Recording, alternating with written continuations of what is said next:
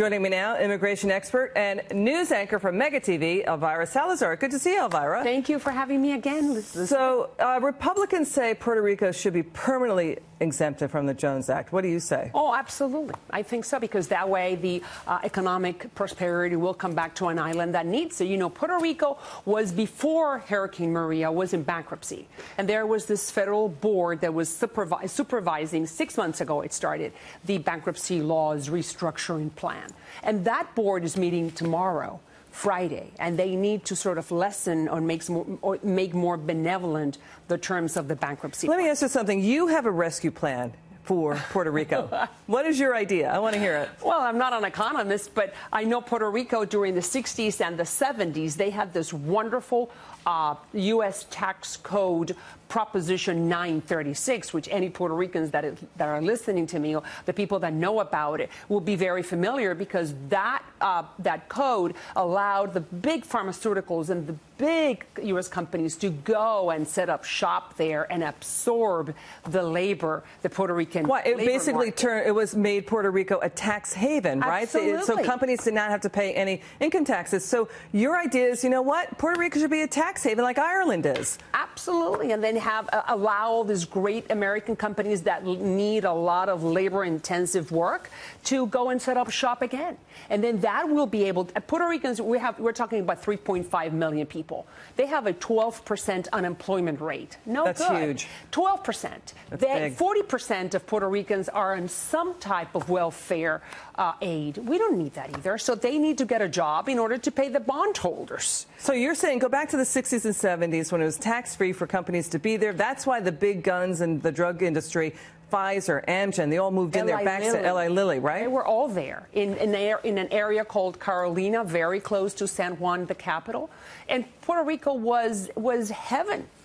And they were very prosperous. You know, they're American. They're sort of an American protectorate. It's a sort of a commonwealth. Do you think it should be a U.S. state? Well, that's a political question.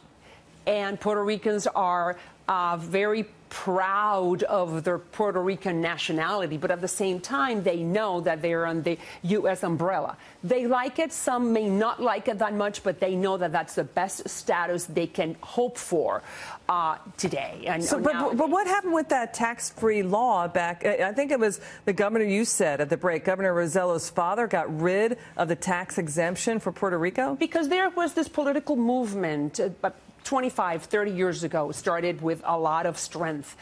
Some Puerto Ricans wanting to become the 51st state. And that was a big political fight. The question here is if the U.S. federal Congress will allow and welcome a new state into the union. So the governor back then, when there was tax-free status, said, you know what? Let's get rid of tax-free status in order for us to become a 51st state, right?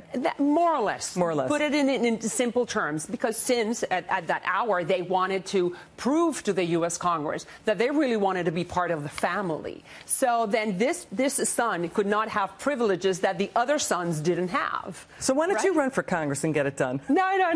I like being a journalist. You like being, you are. You Emmy award winning. How many Emmys did you win?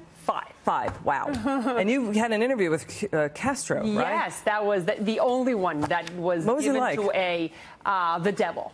He was the devil? Oh, absolutely. Why? Because his energy is very heavy, because he is a very brutal and cruel dictator that destroyed the Cuban people. Wait a minute. It was the only interview given to a Cuban-American journalist. Wow. Because it's very easy for Barbara Walters and for Diane Sawyer, for an American journalist, to interview Fidel. It's something else for somebody that really knows the story, because we felt it on the skin, to be in front of the dictator. Will you come back and tell us that story? Absolutely. Holy Toledo. We love you, Elvira. I'll show you. I'll share a clip with you. Oh, my God. The devil!